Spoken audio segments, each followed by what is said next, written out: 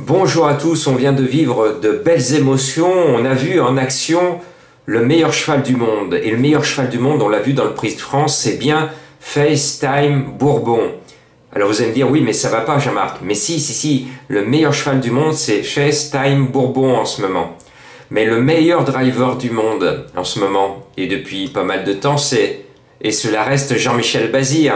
Et on a vu que JMB nous a fait un petit tour à sa façon, et il gagne le Prix de France, et c'est le driver qui gagne plus que le cheval. Donc bravo, félicitations, un grand JMB. Il a battu un épouvantail, un cheval qui n'aurait jamais dû être battu. Et ben voilà, c'est la glorieuse incertitude des courses. On a vu trois chevaux extraordinaires, parce que Delia du Pomereux finit à la vitesse du vent, et j'en suis heureux parce que ça fait depuis un moment qu'on me parlait de cette jument, et elle a enfin montré sa vraie valeur au niveau des grands classiques de Vincennes. Donc voilà, j'en suis heureux. Puis Bayakeno, je lui ai été infidèle, et bien elle finit quatrième à très belle cote, donc je suis heureux pour tous les fans qui suivent Baya, et pardon de l'avoir écarté. J'ai été resté un peu sur ma faim dans le Prix d'Amérique. Voilà, allez, on y va ce lundi au Petit Trot à Vincennes. Il semblerait qu'il y ait un épouvantail parce que s'est baladé récemment. C'est Danae de Corbery. Elle porte le numéro 3. Elle est bien placée derrière l'Autostar. Elle est au top de sa forme. Elle n'a jamais été aussi bien de toute sa vie.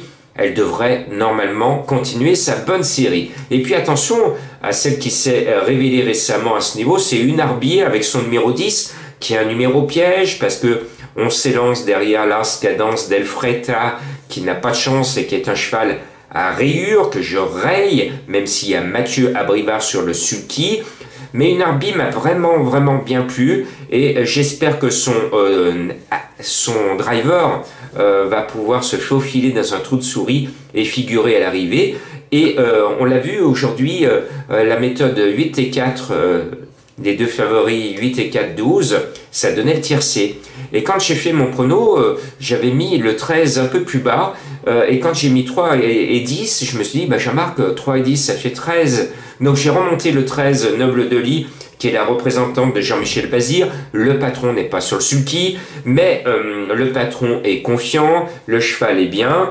Bon, la jument, c'est un peu l'arlésienne, elle n'est pas toujours à l'arrivée, donc c'est loin d'être un coup sûr. Donc vous prenez en base le 3, en base moins solide le 10, et puis le 13, on verra bien ce que cela donne. Est-ce que les JMB seront fidèles à leur légende? Premier ou distancé, réponse sur le poteau. Et mon coup de cœur est annoncé à 21 contre 1. Je prends des risques cette semaine, on n'a pas été payé de mes risques.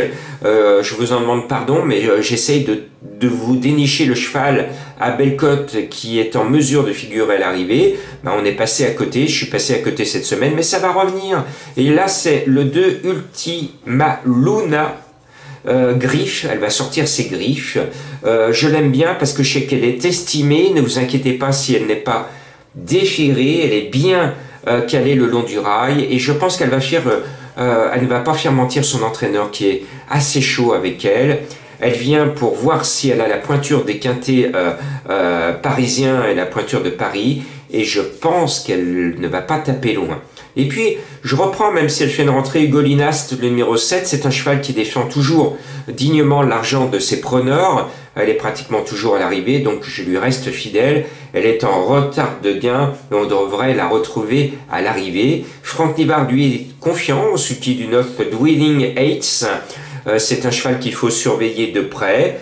C'est en première ligne, mais tout à l'extérieur. Et puis attention à une jument qui a visé la course, elle a 8 ans. C'est Cheyenne de Calvi, le numéro 8. Elle trouve ici un engagement intéressant, et surtout on fait appel à Eric Raffin pour la mener. Et je sens la course visée, comme pour le 5 Comète des Vaux. Un veau sera peut-être sur orbite tout à l'heure. En tout cas, cette comète peut filer comme celle de Halley, à la vitesse de la lumière, parce que Comète des Vaux, c'est tout simplement la plus riche de la course.